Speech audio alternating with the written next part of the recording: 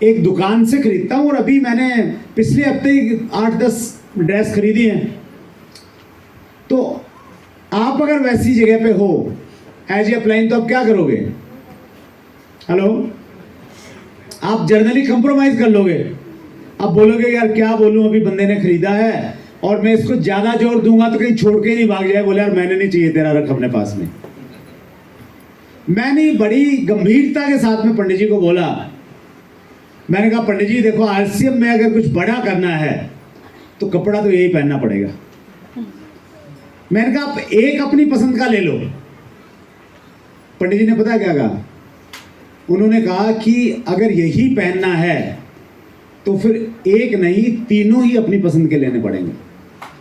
और उसी समय अब कोई बहुत ज़्यादा चॉइस नहीं थी कलर की, जो भी कलर थे वो लिए। और शाम का टाइम, ये लगभग 5-6 बजे हम लोग सेंटर पे हैं। अगले दिन हमारा प्लान बना हुआ है कि हमने अगले दिन सुबह यमुनानगर जाना है। कहाँ जाना है? यमुनानगर। जींद से लगभग 3.5-4 घंटे का रास्ता। यमुनानगर जाना है। पंडित जी पहले वहां रहते थे तो उनकी लिस्ट वहां की थी। जींद शहर में उन्हें नए आए थे तो उन्होंने बोला वहां पे मैं शुरुआत करूंगा, वहां मेरी लिस्ट है। 5-6 बजे हम सेंटर से निकले और मैंने पंडित जी को बोला कि पंडित जी टेलर के पास में चलते हैं।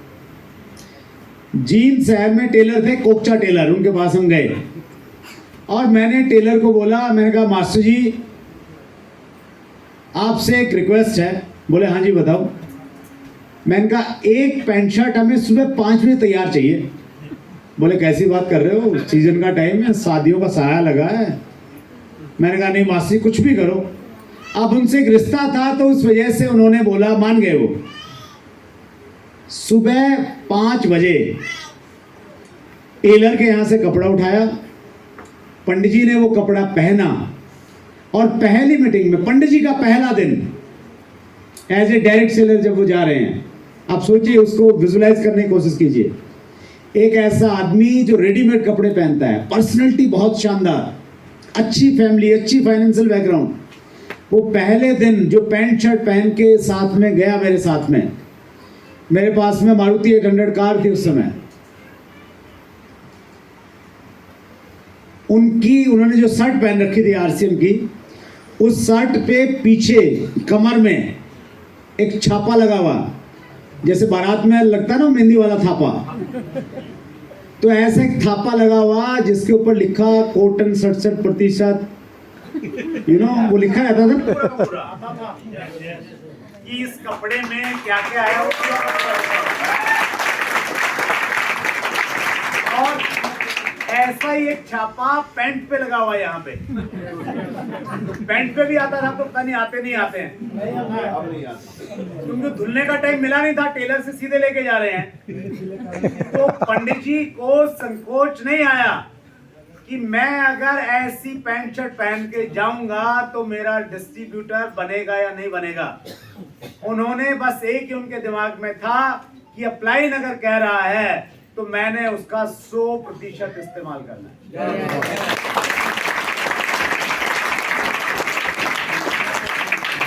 और प्रकृति हमें ये सिखाती है, आपको जिंदगी में जो चाहिए पहले वो आपको बोना पड़ेगा।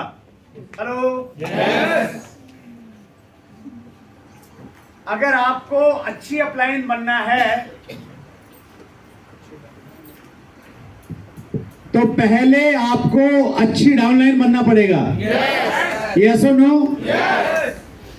पंडित जी एक बहुत अच्छी डाउनलाइन बने, इसलिए आज वो डायरेक्ट सेलिंग इंडस्ट्री की अपलाइन के रूप में लोग उनको फॉलो करते हैं। बहुत सारे लोग हैं, उन्होंने पंडित जी को कहीं नहीं देखा। बहुत सारे लोगों ने ये भी नहीं मालूम कि पंडित जी कौन सी कंपनी में थे। हेलो, लेकिन उन्होंने पंडित जी को हजारों बार सुना।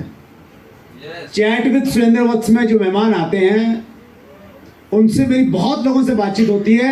उन्होंने बोला सुना हमें बहुत है, ये नहीं मालूम किसके साथ में थे, कौन सी कंपनी में थे।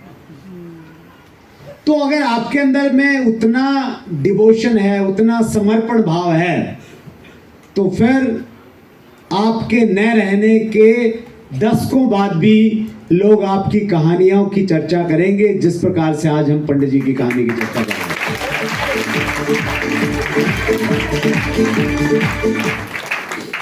आरसीएम को लेके मैंने 4 लाइनें लिखी थी, अगर आप कहें तो सुना दूं? सुना दूं? लोग आते रहे हैं, लोग जाते रहेंगे। लोग आते रहे हैं, लोग जाते रहेंगे। इसका भाव यह है कि लोग पैदा होते हैं और लोग चले जाते हैं। लोग आते रहे हैं, लोग जाते रहेंगे।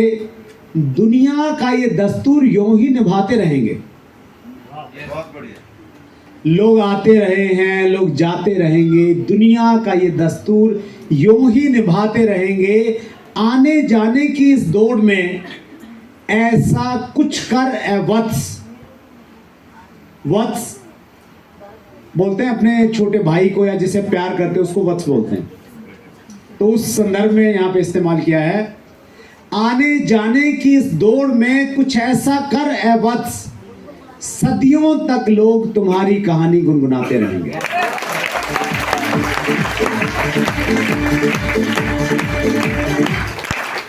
और इसलिए आज हम पंडित जी की कहानी गुनगुना रहे हैं, क्योंकि वो ऐसा कुछ करके गए।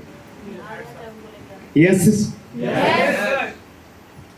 सो हम बात कर रहे थे पंडित जी की, हम बात कर रहे थे प्रोडक्ट यूज की।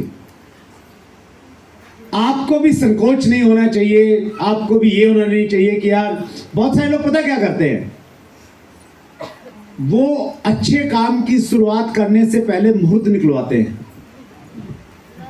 हेलो, क्या करते हैं? मुहूर्त निकलवा। मैंने संस्कृत पढ़ी है, थोड़ी सी नॉलेज है, इसलिए मैं कहता हूं कि अच्छे काम करने का सबसे बढ़िया मुहूर्त पता कब होता है? जिस समय वो आपके दिमाग में आ जाए ना, उसी समय कर डालो। That is the right time. उससे बढ़िया मुहूर्त कभी नहीं होता।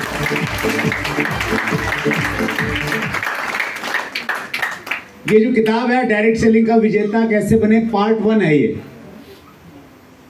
इसके 3 पार्ट और आएंगे, पार्ट 2, पार्ट 3, पार्ट 4। सारी डायरेक्ट सेलिंग की एजुकेशन मिल जाएगी आपको।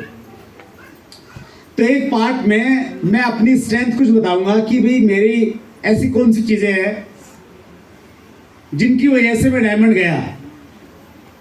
उसमें आपको एक टॉपिक मिलेगा कि मेरी समझ में अगर कोई चीज आ गई तो मैं उसको ऐसे चुटकी बजा के करने लग जाता हूं। तुरंत सोच विचार नहीं करता, ज्यादा दिमाग नहीं लगाता, तुरंत कर लेता हूं उसको।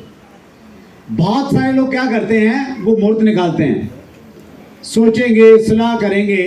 तो आपने अगर 100% आरसीएम का यूजर बनना है तो मुहूर्त कब है? आज है, अभी।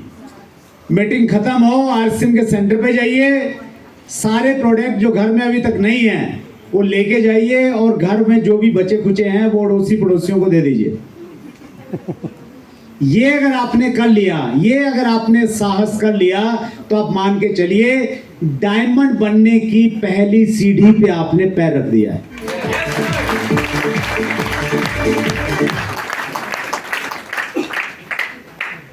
दूसरा जो हमारा बेसिक है वो है लिस्ट मेकिंग। क्या है? लिस्ट बनानी है। 2 प्रकार की लिस्ट बनानी है। एक लिस्ट बनानी है अपने ड्रीम्स की, आप जिंदगी में क्या क्या पाना चाहते हैं उनकी, और दूसरी लिस्ट बनानी है अपने जानकार लोगों की, जिनको आप आरसीएम के प्रोडक्ट के बारे में बताना चाहते हैं, आरसीएम ज्वाइन करवाना चाहते हैं, उन लोगों की आपने लिस्ट बनानी है। लिस्ट कैसे बनानी है? फिर एक प्रश्न है, बहुत बड़ा एक टॉपिक है। तो इस टॉपिक को भी हमने इस बुक में कवर किया है। लिस्ट बनाने के लिए लगभग 16 ऐसे पॉइंट हैं जिनका आपको ध्यान रखना चाहिए। उदाहरण के लिए, लिस्ट आपने डायरी में या एक्सेल सीट पे बनानी है। लिस्ट में आपने हर किसी को शामिल करना है, किसी को परहेज नहीं करना है। लिस्ट एरिया वाइज बनानी है, कुछ टूल्स हैं उनका इस्तेमाल करना है।